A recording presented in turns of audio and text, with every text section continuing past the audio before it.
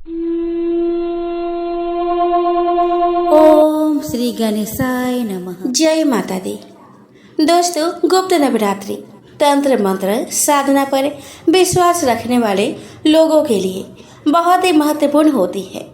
इस नवरात्रि में लोग अपनी सिद्धियों को प्राप्त करने के लिए 10 महाविद्याओं की उपासना करते हैं। माँ धूमावती 10 महाविद्या में 7वीं विद्या है।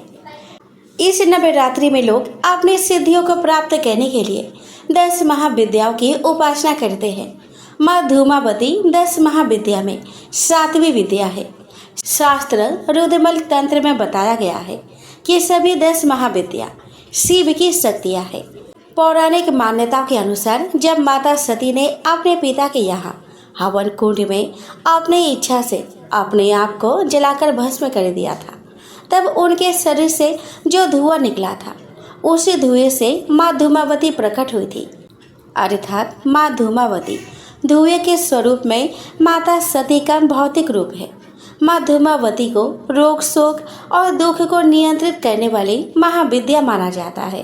पद्म पुराण में बताया गया है कि दुर्भाग्य की देवी धूमावती माँ लक्ष्मी की बड़ी बहन है, परंतु इनका स्वरूप माँ लक्ष्मी से बिल्कुल उल्टा है। शास्त्रों के अनुसार माँ धूमावती पीपल के पेड़ में निवास करती है। मान्यताओं के अनुसार धूमावती को दरिद्रता, अलक्ष्मी और ज्येष्ठा के नाम से भी जाना जाता है। पौराणिक मान्यताओं के अनुसार पाप, आलस्य, गरीबी, दुख और कुरूपता पर माँ धूमावती का आधिपत्य रहता है। माँ धूमावती कौवे पर सवार रहती है। यह मनुष्य के जीवन में दुख, दुर्भाग्य और दरिद्रता को दूर करती है। पंचरात्र के अनुसार उग्र चंडिका, उग्र तारा जैसी उग्रता, भयंकर प्रवृत्ति वाली देवियों को माँ धूमावती ने अपने शरीर से प्रकट किया है। माँ धूमावती की ध्वनि 1000 गिद्धों के एक साथ चिल्लाने के समान है, जो मनुष्य के मन में भय उत्पन्न करती है। माँ धूमावती ने एक बार क्रोध में आकर अपने पति महादेव का भक्षण कर लिया था।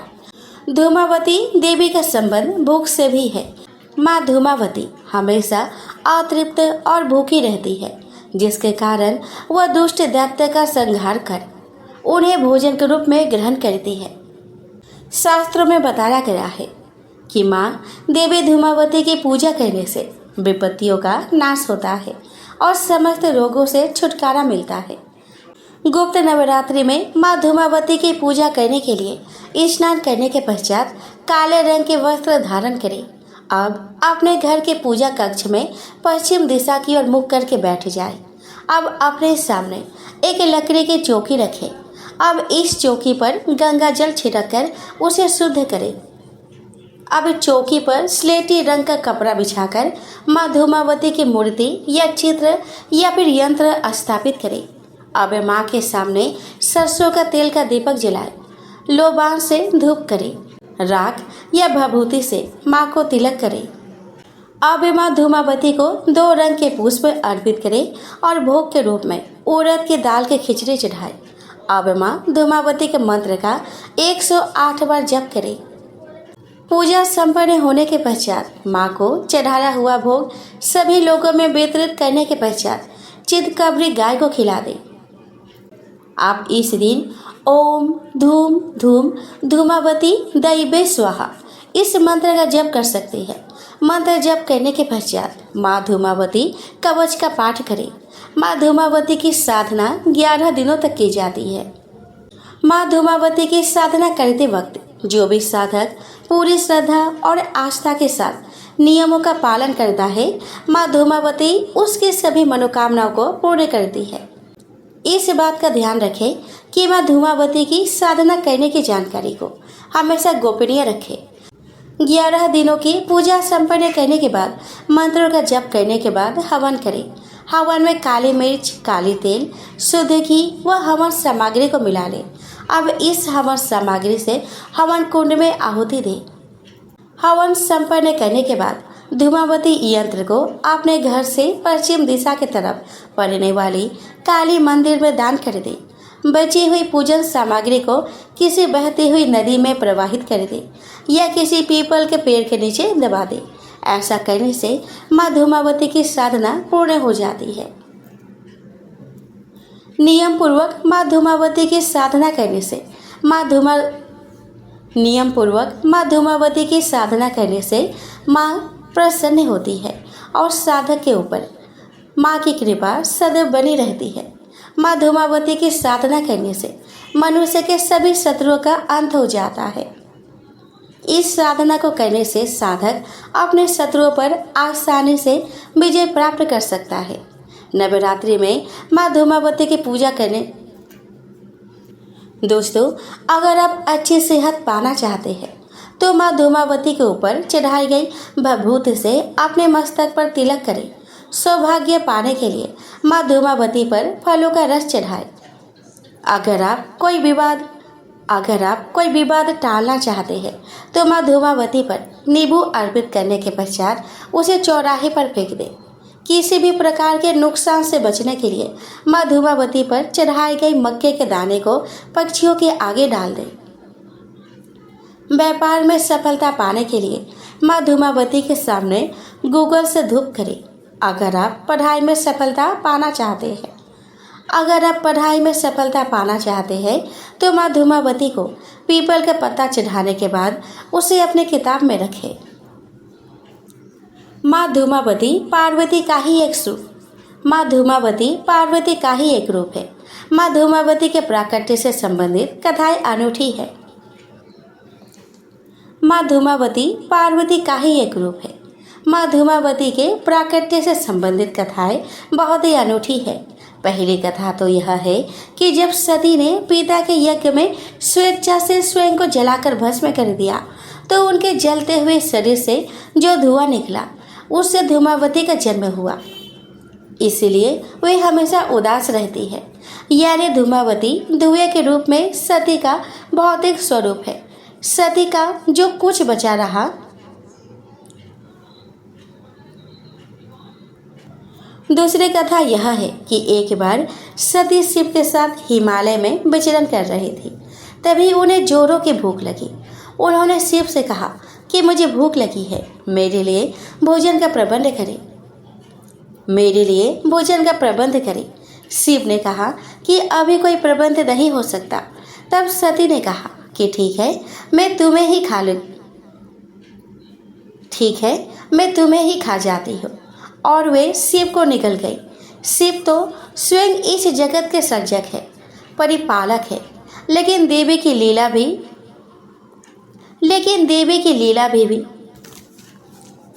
शिव तो स्वयं इस जगत के सर्जक है, परिपालक है, लेकिन देवी की लीला में वे भी शामिल हो गए। भगवान शिव ने उनसे अनुरोध किया कि मुझे बाहर निकालो, तो उन्होंने उगलकर उन्हें बाहर निकाल दिया। निकालने के बाद शिव ने उन्हें श्राप दे दिया कि आज और अभी से तुम विधवा हो जाओगी। हवन संपन्न करने के बाद धूमावती यंत्र को अपने घर से पश्चिम दिशा की तरफ पड़ने वाली काली मंदिर में दान कर दे। बची हुई पूजन सामग्री को किसी बहती हुई नदी में प्रवाहित कर दे या किसी पीपल के पेड़ के नीचे दबा दे। ऐसा करने से माँ धूमावती की साधना पूर्ण हो जाती है। नियम पूर्वक माँ धूमावती की साधना करने से माँ प्रसन्न होती है और साधक के ऊपर माँ की कृपा सदैव बनी रहती है। माँ धूमावती की साधना करने से मनुष्य के सभी शत्रुओं का अंत हो जाता है। इस साधना को करने से साधक अपने शत्रुओं पर आसानी से विजय प्राप्त कर सकता है। दोस्तों, अगर आप अच्छी सेहत पाना चाहते हैं तो माँ धूमावती के ऊपर चढ़ाई गई भभूत से अपने मस्तक पर तिलक करें। सौभाग्य पाने के लिए माँ धूमावती पर फलों का रस चढ़ाएं। अगर आप कोई विवाद टालना चाहते हैं तो माँ धूमावती पर नींबू अर्पित करने के पश्चात उसे चौराहे पर फेंक दें। किसी भी प्रकार के नुकसान से बचने के लिए माँ धूमावती पर चढ़ाए गए मक्के के दाने को पक्षियों के आगे डाल दें। व्यापार में सफलता पाने के लिए माँ धूमावती के सामने गूगल से धूप करें। अगर आप पढ़ाई में सफलता पाना चाहते हैं तो माँ धूमावती को पीपल का पत्ता चढ़ाने के बाद उसे अपने किताब में रखें। माँ धूमावती पार्वती का ही एक रूप है। माँ धूमावती के प्राकट्य से संबंधित कथाएं बहुत ही अनूठी है। पहली कथा तो यह है कि जब सती ने पिता के यज्ञ में स्वेच्छा से स्वयं को जलाकर भस्म कर दिया तो उनके जलते हुए शरीर से जो धुआं निकला उससे धूमावती का जन्म हुआ। इसलिए वे हमेशा उदास रहती है। यानी धूमावती धुएं के रूप में सती का भौतिक स्वरूप है। दूसरी कथा यह है कि एक बार सती शिव के साथ हिमालय में विचरण कर रही थी। तभी उन्हें जोरों की भूख लगी। उन्होंने शिव से कहा कि मुझे भूख लगी है, मेरे लिए भोजन का प्रबंध करें। शिव ने कहा कि अभी कोई प्रबंध नहीं हो सकता। तब सती ने कहा ठीक है, मैं तुम्हें ही खा जाती हूँ। और वे शिव को निकल गई। शिव तो स्वयं इस जगत के सर्जक है, परिपालक है, लेकिन देवी के लीला में वे भी शामिल हो गए।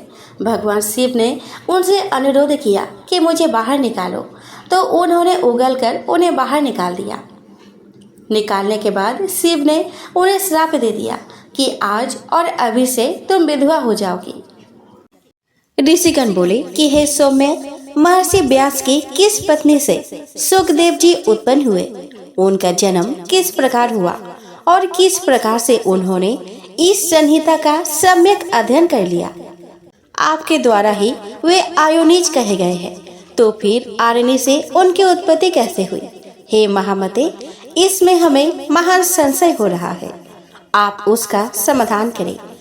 हम लोगों ने पहले ही सुना है कि महातपस्वी सुखदेव जी गर्भ योगी थे। ऐसी स्थिति में उन्होंने इतने विस्तृत पुराण का अध्ययन कैसे कर लिया? सूति जी बोले कि प्राचीन काल में एक समय सत्यवती के पुत्र व्यास जी सरस्वती नदी के किनारे अपने आश्रम में गोरैया पक्षी का जोड़ा देखकर आश्चर्यचकित हो गए। अंडे से तत्काल पैदा हुए लाल मुख वाले, सुंदर अंगों वाले एवं पंख रहित शिशु को घोंसले में ही छोड़कर वे दोनों उड़ गए और अत्यंत परिश्रम से चारा लाकर उस शिशु के चोंच में डालते हुए दोनों पक्षी अत्यंत आह्लाद युक्त होकर उस शिशु के अंगों को अपने अंगों से रगड़ते हुए प्रेम पूर्वक उसके सुंदर मुख को चूम रहे थे। व्यास जी उस शिशु में उन दोनों पक्षियों का ऐसा अद्भुत प्रेम देखकर चिंता में पड़ गए और मन ही मन सोचने लगे, यदि अपने पुत्र के प्रति पक्षियों में ऐसा प्रेम दिखाई दे रहा है तो अपनी सेवा का फल चाहने वाले मनुष्य में ऐसा प्रेम व्यवहार होने में आश्चर्य ही क्या ये दोनों पक्षी इसका सुख साधन स्वरूप विवाह करके स्वयं सुखी रहते हुए इसके वधु का सुंदर मुख देख पाएंगे? क्या इनकी वृद्धावस्था में यह धर्मनिष्ठ पुत्र पुण्य प्राप्ति के लिए इन दोनों की सेवा करेगा? धन आदि अर्जित करके क्या यह अपने माता पिता को संतुष्ट रखेगा और इनकी मृत्यु के उपरांत क्या इसका विधि पूर्वक प्रेत कर्म करेगा? अथवा क्या गया तीर्थ जाकर यह बालक उनके श्राद्ध आदि कर्म करके उनका उद्धार करेगा तथा उनके परलोक साधन हेतु क्या यह विधि पूर्वक नीलोत्सर्ग करेगा? पुत्र के शरीर का आलिंगन और विशेष रूप से उसका लालन पालन इस संसार में सभी सुखों में उत्तम सुख कहा गया है। पुत्र रहित मनुष्य की न तो सदगति होती है और न तो उसे स्वर्ग की प्राप्ति होती है। अतः परलोक साधन के लिए पुत्र से बढ़कर अन्य कोई उपाय नहीं है। मनु आदि ऋषियों ने भी धर्म शास्त्रों में कहा है कि पुत्रवान मनुष्य स्वर्ग प्राप्त करता है और पुत्रहीन व्यक्तियों को स्वर्ग प्राप्ति कभी नहीं होती। इस बात में अनुमान की कोई आवश्यकता ही नहीं है, अपितु यह प्रत्यक्ष रूप में देखा जाता है। साथ ही यह वेद स्मृति आदि का भी सनातन वचन है कि पुत्रवान मनुष्य पापों से मुक्त हो जाता है। रोग अवस्था में तथा मरण काल में भूमि शैया पर पड़ा हुआ संतानहीन प्राणी दुखित होकर अपने मन में विचार करता है कि मेरे घर में पर्याप्त धन है, अनेक प्रकार के पात्र है तथा मेरा यह भवन भी अत्यंत सुंदर है, किंतु अब इन सब का स्वामी कौन होगा? चूँकि मृत्यु काल में उस प्राणी का मन अति दुखी होकर भ्रमित होता रहता है। इसीलिए इसे भ्रांत मन वाले प्राणी की दुर्गति अवश्य ही होती है। इस प्रकार अनेकानेक चिंतन करके और बार बार लंबी और गर्म सांसें लेकर सत्यवती पुत्र व्यास जी का मन अत्यंत खिन्न हो गया।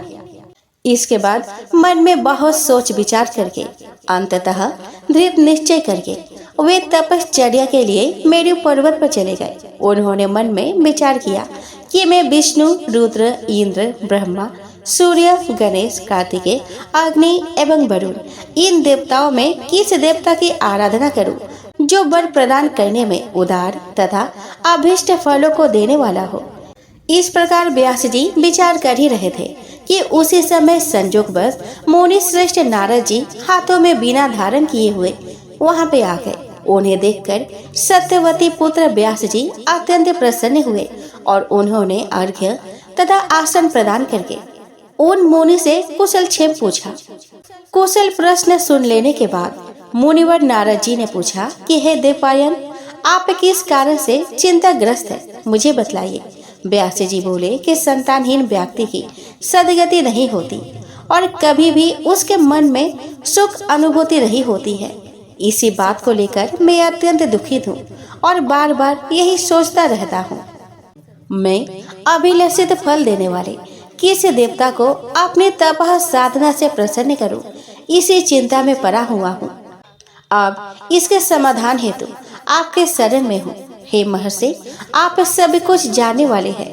हे कृपा सिंधु, आप मुझे शीघ्र ही बताएं कि मैं किस देवता की शरण में जाऊं जो प्रसन्न होकर मुझे पुत्र प्रदान कर दे। सूत जी बोले कि व्यास जी के द्वारा इस प्रकार पूछे जाने पर वेदवेत्ता और महामना महर्षि नारद अत्यंत प्रेम पूर्वक कृष्ण द्वैपायन से कहने लगे। नारद जी बोले कि हे पराशर तनय, हे महाभाग, आपके द्वारा जो प्रश्न यह मुझसे पूछा गया है वैसा ही प्रश्न पूर्व काल में मेरे पिता ब्रह्मा जी ने मधुसूदन भगवान विष्णु से किया था। मेरे पिता ब्रह्मा जी कौस्तुभ मणि की प्रभा से दीप्तिमान शंख, चक्र, गदा और पद्म धारण करने वाले, पीत वस्त्र धारण करने वाले, 4 भुजाओं वाले, श्री वत्स चिन्ह से विभूषित, वक्षस्थल वाले, सभी लोकों के कारण स्वरूप, देव आदिदेव, जगत गुरु, जगदीश्वर, वासुदेव, देवेश, जगतपति, श्रीनाथ विष्णु को ध्यान में अवस्थित होकर कठोर तप करते हुए देखकर अत्यंत विस्मय में पड़ गए और उन्होंने पूछा। ब्रह्मा जी बोले कि हे देव आदिदेव, हे जगन्नाथ, हे भूत भविष्य वर्तमान के स्वामी, आप किस लिए यह कठोर तपस्या कर रहे हैं? हे जनार्दन, आप किसके ध्यान में लीन हैं? हे देवेश, यह देखकर मैं परम विस्मय में पड़ गया हूँ कि समस्त विश्व का स्वामी होते हुए भी आप ऐसा ध्यान कर रहे हैं। भला इससे बढ़कर अन्य कौन सी विचित्र बात होगी? आपके नाभि कमल से प्रादुर्भूत होकर मैं संपूर्ण लोकों के कर्ता के रूप में अधिष्ठित हूँ। हे लक्ष्मीपति, आपसे भी श्रेष्ठतर कौन देवता है? इस देवता को मुझे बताइए। हे जगन्नाथ, मैं तो यही जानता हूँ कि आप ही आदि स्वरूप, सबके कारण, निर्माता, पालन करता, संहारक तथा सभी कार्य को संपादित करने वाले हैं। हे महाराज, आपकी इच्छा से ही मैं इस जगत के रचना कार्य में प्रवृत्त होता हूँ और सदा आपके ही आदेश से शंकर जी प्रलय अवस्था में जगत का संहार करते हैं। हे इस आपकी आज्ञा से ही सूर्य आकाश में नियमित रूप से भ्रमण करता है, शुभ और अशुभ हवा चलती है, अग्नि ताप धारण करती है और मेघ वृष्टि करता है। आप किस देवता का ध्यान कर रहे हैं, यह मेरी महती शंका है। मैं तो तीनों लोकों में आपसे बढ़कर अन्य किसी देवता को नहीं जानता हूँ। हे सुब्रत, मैं आपका भक्त हूँ, अतः कृपा करके अपनी तपस्या का रहस्य बताइए, क्योंकि यह सर्वविदित है कि महान लोग अपने भक्तों से कुछ भी गोपनीय नहीं रखते। ब्रह्मा जी का वचन सुनकर भगवान विष्णु उनसे बोले कि हे ब्राह्मण, आपको अपने मन की बात बताता हूँ, आप उसे एकाग्रचित्त होकर सुने। यद्यपि सभी देव, दानव और मानव यही जानते हैं कि आप जगत की रचना में जगत के पालन और शिव जी जगत के संहार के परम कारण है, तथापि वेद तत्वज्ञ विद्वान यह तर्क न करते हैं कि किसी शक्ति के द्वारा ही आप सृष्टि के करता है। मैं भरता हूँ और शंकर जी हरता है। जगत की रचना के लिए आप में राजसी शक्ति विद्वान है, मुझ में सात्विक शक्ति स्थित है और शिव जी में तामसी शक्ति बताई गई है। उस शक्ति के ना रहने पर आप ना तो सृष्टि रचना कर सकते हैं, ना मैं पालन कार्य करने में समर्थ हो सकता हूँ और ना तो शंकर संहार कर सकते हैं। हे विभु, हम सभी निरंतर उसी शक्ति के अधीन रहते हैं। हे सुब्रत, अब प्रत्यक्ष तथा परोक्ष से संबंधित दृष्टांत भी आप सुनिए। इसमें कोई संशय नहीं है कि मैं परतंत्र होकर शेष सैया पर शयन करता हूँ और उसी शक्ति के अधीन होकर समय पर काल का बशवर्ती होकर मैं शयन से उठता हूँ। उसी शक्ति का अवलंबन प्राप्त कर मैं सदा तपश्चरण करता रहता हूँ। मैं कभी लक्ष्मी के साथ सुखपूर्वक विहार करता हूँ तो कभी दानव के साथ अत्यंत भीषण शरीर को चूर्ण कर देने वाला तथा लोगों को भयभीत कर देने वाला युद्ध भी करता हूँ। हे धर्मज्ञ, आप यह तो प्रत्यक्ष जानते हैं कि पूर्व समय में मेरे द्वारा उस महासिंधु में 5000 वर्षों तक भीषण बाहु युद्ध किया गया था। हे देव, कान की मैल से उत्पन्न अत्यंत दुष्ट मदोन्मत्त तथा अहंकारी मधु कैठव नामक दोनों दानवों का मैंने देवी की कृपा से ही संहार किया था। हे महाभाग, क्या आप उस समय परापर कारण स्वरूपा महाशक्ति को नहीं जान पाए थे? अतः बार बार क्यों पूछ रहे हैं? उसी शक्ति की इच्छा से मैं परम पुरुष के रूप में महासागर में विचरण करता हूँ और विभिन्न युगों में कच्छप, वराह, नृसिंह और वामन के रूप में अवतरित होता रहता हूँ। त्रियज्ञ योनि में उत्पन्न होना किसी के लिए भी प्रिय नहीं होता। मैं अपनी इच्छा से वामन, वराह आदि योनि में उत्पन्न नहीं होता हूँ, अपितु इसमें उसी शक्ति की प्रेरणा ही परम कारण है। भला ऐसा कौन होगा जो लक्ष्मी के साथ सुखदायक विहार का त्याग करके मत्स्य आदि नीच योनि में जन्म लेगा? यदि मैं स्वतंत्र होता तो सुखदायिनी सैया को छोड़कर गरुड़ रूपी आसन पर बैठकर महाभयंकर युद्ध क्यों करता? हे अज, प्राचीन काल में एक बार आपके समक्ष ही धनुष के प्रत्यंचा टूट जाने के कारण मेरा सिर छीने हो गया था। तब शिल्पकारों में श्रेष्ठ आपने फिर से मेरे धड़ पर घोड़े का सिर जोड़ दिया था। हे लोक निर्माता, उसी समय से मैं हयग्रीव नाम से लोक प्रसिद्ध हुआ। यह सब आपके सामने घटित हुआ था। यदि मैं स्वाधीन होता तो संसार में यह विडंबना कैसी होती? अतएव मैं स्वतंत्र नहीं हूँ, अपितु सर्वथा उसी शक्ति के अधीन हूँ। मैं निरंतर उसी शक्ति का ध्यान करता रहता हूँ। हे कमलोद्धव, मैं इसके अतिरिक्त अन्य कुछ भी नहीं जानता। नारद जी बोले कि हे व्यास जी, भगवान विष्णु ने ब्रह्मा जी से इस प्रकार कहा था। हे मुनि श्रेष्ठ, मेरे पिता ब्रह्मा जी ने वे सब बातें मुझसे कही थी। अतः आप भी कल्याणकारी पुत्र प्राप्ति के उद्देश्य से सर्वथा संशय रहित होकर अपने हृदय कमल में देवी भगवती के चरण बिंदु का ध्यान कीजिए। वे देवी आपके समस्त अभिलषित फलों को अवश्य प्रदान करेंगी। सूत जी बोले कि नारद जी के ऐसा कहने पर सत्यवती पुत्र व्यास जी देवी के चरण बिंद में अपना ध्यान केंद्रित करते हुए तपश्चर्या हेतु पर्वत पर चले गए। ऋषिगण बोले कि हे सूर्य, हमारा चित्त संध्या रूपी सागर में पूर्णतः डूबता जा रहा है, क्योंकि आपने महान आश्चर्यजनक तथा संसार को विस्मित कर देने वाली यह बात कह दी है कि विष्णु जी के शरीर से उनका सिर अलग हो गया था और वे सर्वपालक जनार्दन पुनः हयग्रीव हो गए थे। वेद भी जिन भगवान विष्णु का स्तवन करते हैं, समस्त देवता जिनका आश्रय ग्रहण करते हैं, जो आदि देव है, जगत के स्वामी है और सभी कारणों के भी कारण है, दैव योग से उनका भी मस्तक कैसे कर गया? हे महामते, वह सब आप हमसे विस्तार पूर्वक शीघ्र कहिए। सूति जी बोले कि हे मुनियों, आप सभी लोग एकाग्रचित होकर परम तेजस्वी देव आदिदेव भगवान विष्णु का चरित्र सुनिए। किसी समय वे सनातन देव विष्णु 10,000 वर्षों तक भीषण युद्ध करके अत्यंत थक गए थे।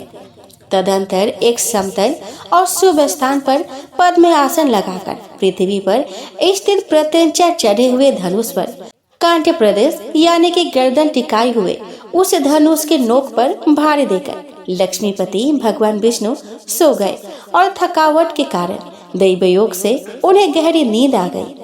कुछ समय बीतने के बाद ब्रह्मा, शिव तथा इंद्र सहित सभी देवता यज्ञ करने को उद्धत हुए। वे सब देव कार्य की सिद्धि हेतु यज्ञों की अधिपति जनार्दन भगवान विष्णु के दर्शन के लिए वैकुंठ लोक चले गए।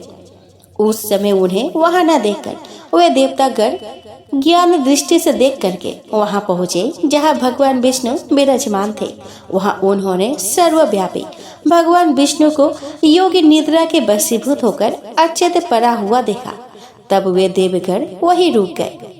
सभी देवताओं के वहां रुक जाने के बाद जगतपति विष्णु को निद्रा मग्न देखकर ब्रह्मा, रुद्र आदि प्रमुख देवता अत्यंत चिंतित हुए। तदंतर इंद्र ने देवताओं से कहा कि हे श्रेष्ठ देवगण, अब क्या किया जाए। हे श्रेष्ठ देवताओं, अब आप सभी यह विचार करें कि इनकी निद्रा किस प्रकार भंग की जाए। तब शिव जी ने इंद्र से कहा कि इनकी निद्रा का भंग करने से महान दोष लगेगा, किंतु हे श्रेष्ठ देवगण, यज्ञ कार्य भी अवश्य करणीय है। इसके बाद परमेष्टि ब्रह्मा जी ने पृथ्वी पर स्थित धनुष के अग्रभाग को खा जाने के लिए दिम्बक का सृजन किया। उन्होंने यह सोचा कि दिम्बक के द्वारा धनुष का अग्रभाग खा लिए जाने पर धनुष नीचा हो जाएगा, तब वे देव आदिदेव विष्णु निद्रा मुक्त हो जाएंगे। ऐसा होने पर निस्संदेह देवताओं का संपूर्ण कार्य सिद्ध हो जाएगा। अतः सनातन ब्रह्मा जी ने दिम्बक को इस कार्य के लिए आदेश दिया। तब दिम्बक ने ब्रह्मा जी से कहा कि देवाधिदेव जगत गुरु लक्ष्मीपति भगवान विष्णु का निद्रा भंग मैं कैसे करूं, क्योंकि नदी में बांध डालना, कथा में विघ्न पैदा करना, पति पत्नी के बीच भेद उत्पन्न करना एवं माँ पुत्र के बीच बैर भाव पैदा करने के लिए षड्यंत्र करना ब्रह्म हत्या के समान कहा गया है। अतः मैं देव आदिदेव भगवान विष्णु का सुख क्यों नष्ट करूं? हे देव, उस धनुष का अग्रभाग खाने से मेरा क्या लाभ है, जिसके लिए मैं ऐसा पाप करूं? स्वार्थ के वशीभूत होकर ही समस्त लोग पाप कार्य में प्रवृत्त होता है, इसीलिए मैं भी इसमें कोई सर्वार्थ सिद्धि होने पर ही इसका भक्षण करूंगा। ब्रह्मा जी बोले कि सुनो, हम लोग यज्ञ में तुम्हारे भाग्य की व्यवस्था कर देंगे, इसीलिए तुम अविलंब भगवान विष्णु को जगाकर हम लोगों का कार्य संपन्न कर दो। होम कार्य में आहुति प्रदान करते समय जो हव्य आसपास गिरेगा उसी को अपना भाग समझना, और अब तुम शीघ्रता पूर्वक हमारा कार्य करो। सूत जी बोले कि हे ऋषियों, ब्रह्मा जी के इस प्रकार कहने के अनंतर दिम्बक ने धरातल पर स्थित धनुषाग्र को शीघ्र ही खा लिया, जिससे धनुष की डोरी मुक्त हो गई। प्रत्यंचा के खुल जाने पर धनुष का वह ऊपरी कोना मुक्त हो गया। इस प्रकार एक भीषण ध्वनि पैदा हुई, जिससे वहां सभी देवगण भयभीत हो गए। ब्रह्मांड क्षुब्ध हो उठा, पृथ्वी में कंपन होने लगा, सभी समुद्र उद्विग्न हो गए, जलचर जंतु व्याकुल हो उठे, प्रचंड हवाएं प्रवाहित होने लगी, पर्वत प्रकंपित हो उठे। किसी दारुण आपदा के सूचक उल्कापात आदि महान उपद्रव होने लगे। सूर्य तिरोहित हो गए तथा सभी दिशाएं अत्यंत भयावह हो गई। यह सब देखकर देवता लोग चिंतित होकर सोचने लगे कि इस दुर्दिन में अब क्या होगा। हे तपस्वियों, वे देवतागण ऐसा सोच ही रहे थे कि किरीट कुंडल सहित देव आदिदेव भगवान विष्णु का सिर कटकर कहीं चला गया।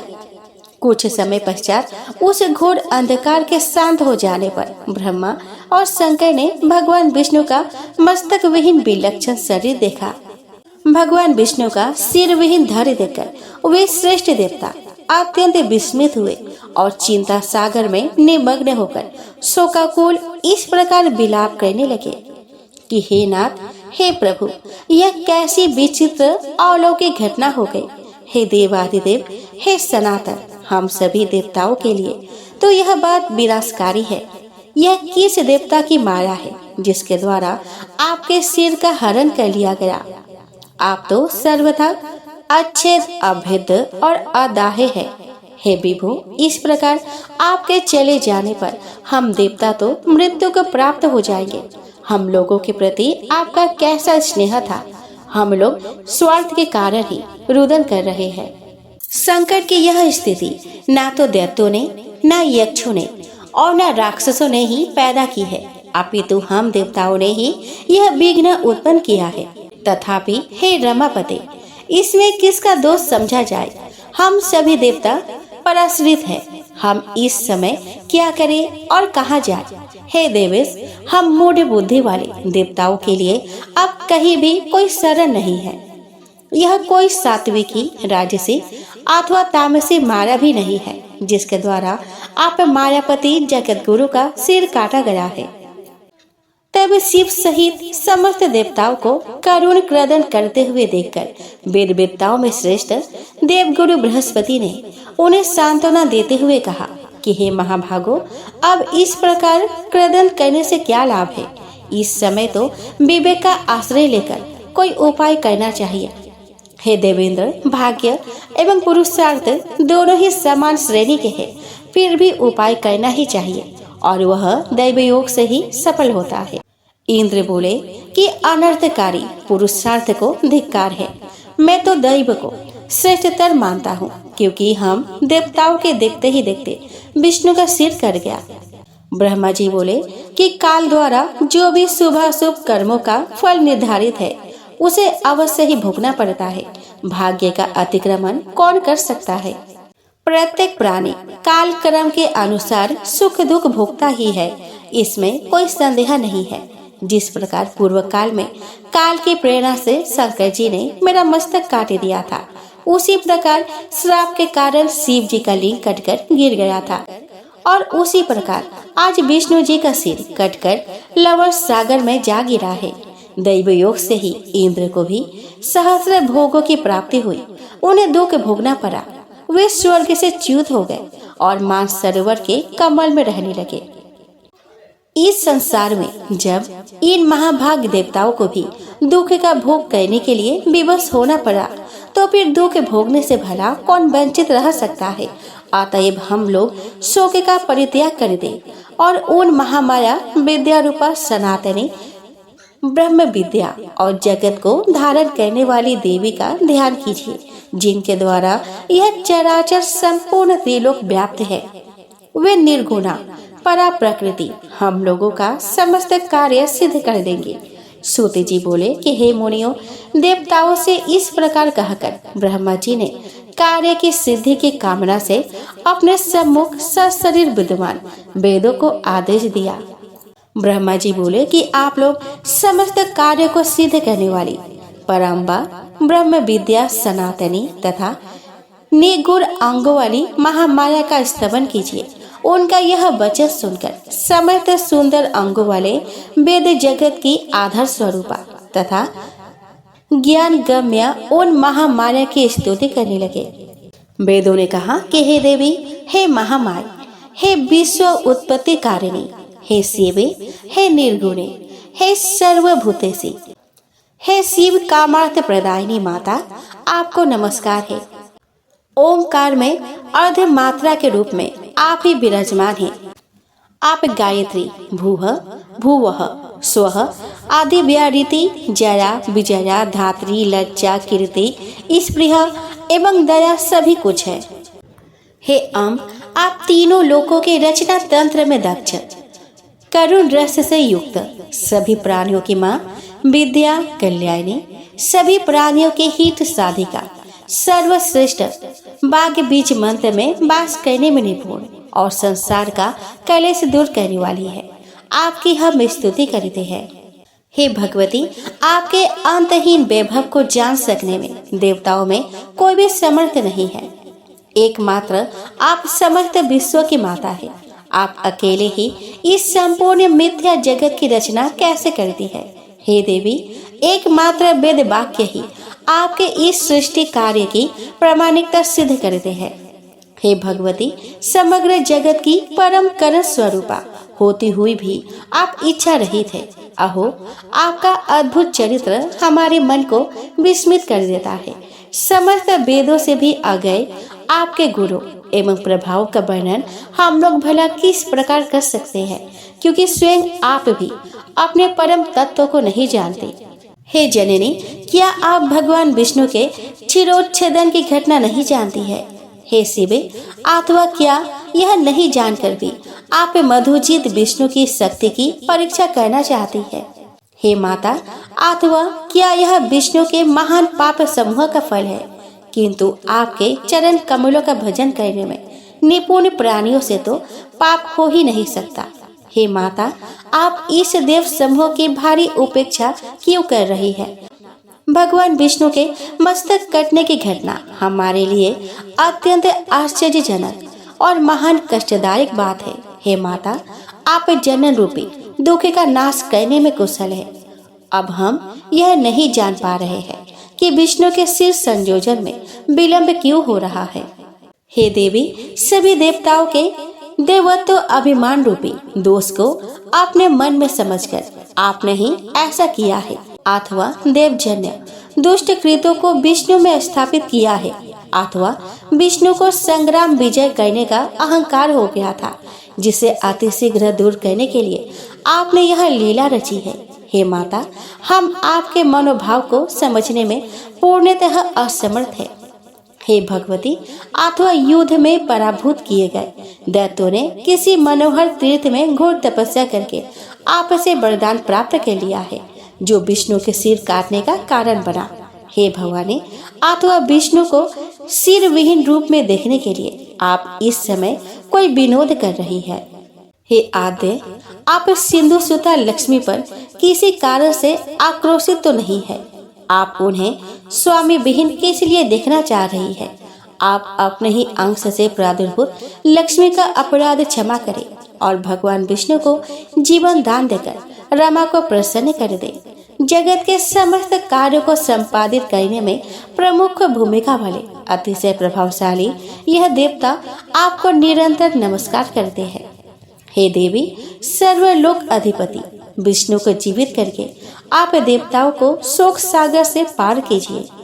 हे भगवान विष्णु का सिर छिन्न होकर कहाँ चला गया, यह हम नहीं जानते हैं, और इस समय इन्हें जीवित करने के लिए अन्य कोई युक्ति भी नहीं सूझ रही है। हे देवी, मृत प्राणियों को जीवित करने में जिस प्रकार अमृत समर्थ है, उसी प्रकार समग्र संसार को आप जीवन दात्री है। सूत जी बोले कि हे मुनियों, इस प्रकार सामगान निपुण सांग वेदों द्वारा स्तुति किए जाने से गुणातीता महेश्वरी परात्परा महामाया भगवती प्रसन्न हो गई। उसी समय देवताओं को सुख प्रदान करने वाली, शब्दों से युक्त और भक्त जनों को आनंदित करने वाली आकाश स्थित अवसरिणी शुभ वाणी ने उनसे कहा कि हे देवताओं, आप लोग किसी प्रकार की चिंता ना करें और स्वस्थ चित्त रहे। हे अमरगण, इन वेदों के भावपूर्ण स्तवन से मैं परम प्रसन्न हो गई हूँ। इसमें लेश मात्र भी संदेह नहीं है। मनुष्य लोक में जो प्राणी इस स्तुति से मेरी आराधना करेगा अथवा भक्ति पूर्वक इसका पाठ करेगा, उसके समस्त कामनाएं पूर्ण हो जाएगी।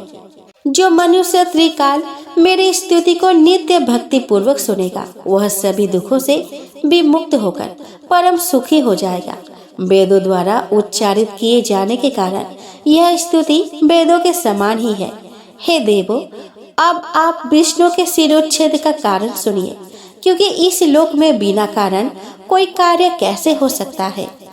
एक बार अपने समय बैठी हुई अपनी प्रियतमा सागर पुत्री लक्ष्मी का चित्ताकर्षक मुख देखकर भगवान विष्णु हंस पड़े। उन्होंने सोचा कि भगवान विष्णु मुझे देखकर क्यों हंस पड़े। मेरे मुख में विष्णु जी द्वारा दोष देखे जाने का आखिर क्या कारण हो सकता है, और फिर बिना किसी कारण के उनका हंसना संभव नहीं हो सकता। मुझे तो ऐसा प्रतीत होता है कि उन्होंने किसी अन्य सुंदर स्त्री को मेरी सौत बना लिया है। इसी विचार मंथन के परिणाम स्वरूप लक्ष्मी जी कोपाविष्ट हो गई और तब उनके शरीर में तपोगुण संपन्न तामसिक शक्ति व्याप्त हो गई। तदंतर किसी दैव योग के प्रभाव से देवताओं के कार्य साधन के उद्देश्य से ही उनके शरीर में अत्यंत उग्र तामसिक शक्ति प्रविष्ट हुई। तब लक्ष्मी जी के शरीर में तामसिक शक्ति का समावेश हो जाने के कारण वे अत्यंत क्रोधित हो उठी और उन्होंने मंद स्वर में यह कहा कि तुम्हारा यह सिर कटकर गिर जाए। स्त्री स्वभाव के कारण भावीवश और संजोग से बिना सोचे समझे ही लक्ष्मी जी ने अपने ही सुख को विनष्ट करने वाला श्राप दे दिया। शौच के व्यवहार आदि से उत्पन्न होने वाला दुख बेदैव से भी बढ़कर होता है। मन में ऐसा सोचकर तथा शरीर पर तामसिक शक्ति का प्रभाव रहने के कारण उन्होंने ऐसा कह दिया था। मिथ्याचारण, साहस, माया, मूर्खता, अतिलोभ, अपवित्रता तथा दयाहीनता यह स्त्रियों के स्वाभाविक दोष है। अब मैं उन वासुदेव को पूर्व की भांति सिर युक्त कर देती हूँ। इनका सिर पूर्व श्राप के कारण लवण सागर में डूब गया है। हे श्रेष्ठ देवताओं, इस घटना के होने में एक अन्य भी कारण है।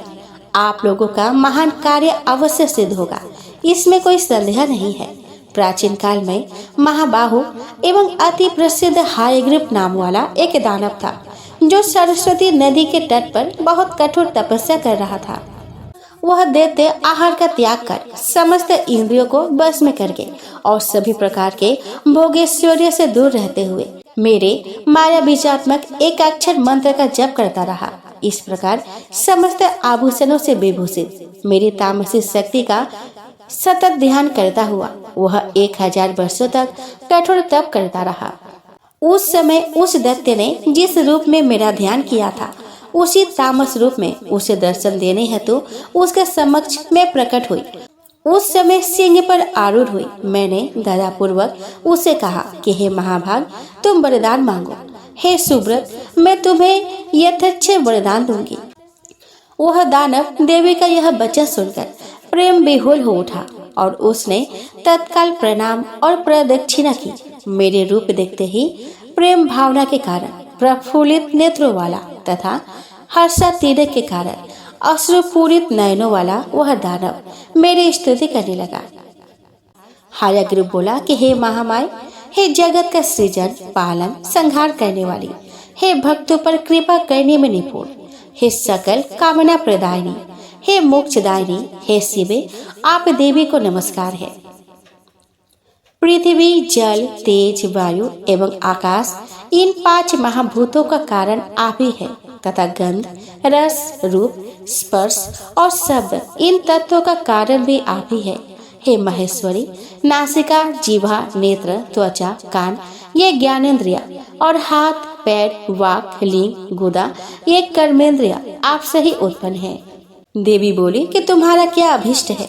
जो कुछ भी तुम्हारा अभिलषित वर हो मांग लो, मैं उसे अवश्य पूर्ण करूंगी, क्योंकि मैं तुम्हारी अनन्य भक्ति तथा अद्भुत तपस्या से अतिशय प्रसन्न हूँ।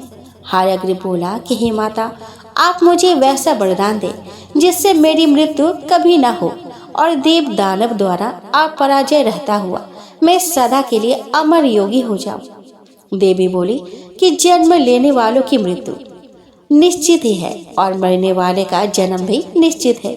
लोक में स्थापित इस प्रकार की मर्यादा का उल्लंघन कैसे संभव है? अतएव हे दानव श्रेष्ठ, मृत्यु को अस्वभावी जानकर अपने मन में सम्यक विचार करके तुम अन्य यथेच्छ वर मांग लो। हायग्रीव बोला कि हे जगदम्बे, मेरी मृत्यु हायग्रीव से ही हो, किसी अन्य से नहीं। मेरी इसी मनोवांछित कामना को आप पूर्ण करें। देवी बोली कि हे महाभाग, अपने घर जाकर अब तुम सुखपूर्वक राज्य करो। हायग्रीव के अतिरिक्त अन्य किसी से भी तुम्हारी कदापि मृत्यु नहीं होगी। उस दैत्य को यह वरदान देकर मैं अंतर्धान हो गई और वह भी परम प्रसन्न होकर अपने घर लौट गया। वह दुष्ट आत्मा उस समय मुनिजनों और वेदों को हर प्रकार से पीड़ित कर रहा था और तीनों लोकों में कोई भी ऐसा नहीं है जो उसका संहार कर सके। अतः त्वष्टा इस अश्व का मनोहर सिर अलग करके उसे इन सिरविहीन विष्णु के धड़ पर संयोजित कर देंगे। तत्पश्चात देवताओं के कल्याण के लिए भगवान हयग्रीव उस पापात्मा, अत्यंत क्रूर और दानवीय स्वभाव वाले महाअसुर हयग्रीव का संहार करेंगे। सूत जी बोले कि देवताओं से इस प्रकार कहकर भगवती शांत हो गई और इसके बाद देवगण परम संतुष्ट होकर देवी शिल्पी विश्वकर्मा से बोले। देवताओं ने कहा कि आप विष्णु के धड़ पर घोड़े का सिर जोड़कर देवताओं का कार्य कीजिए। वे भगवान हयग्रीव भी दानव श्रेष्ठ दैत्य का वध करेंगे। सूत जी बोले कि देवताओं का यह वचन सुनकर विश्वकर्मा ने अति शीघ्रता पूर्वक अपने खड्ग से देवताओं के सामने ही घोड़े का सिर काटा। तत्पश्चात उन्होंने घोड़े का वह सिर अविलंब विष्णु भगवान के शरीर में संयोजित कर दिया और इस प्रकार महामाया भगवती की कृपा से वे भगवान विष्णु हयग्रीव हो गए। कुछ समय बाद उन भगवान हयग्रीव ने अहंकार के मध्य में चूर उस देव शत्रु दानव का युद्ध भूमि में अपने तेज से वध कर दिया। इस संसार में जो प्राणी इस पवित्र कथा का श्रवण करते हैं वे समस्त पापों से मुक्त हो जाते हैं, इसमें लेश मात्र भी संदेह नहीं है। महामाया भगवती का चरित्र अति पावन है तथा पापों का नाश कर देता है।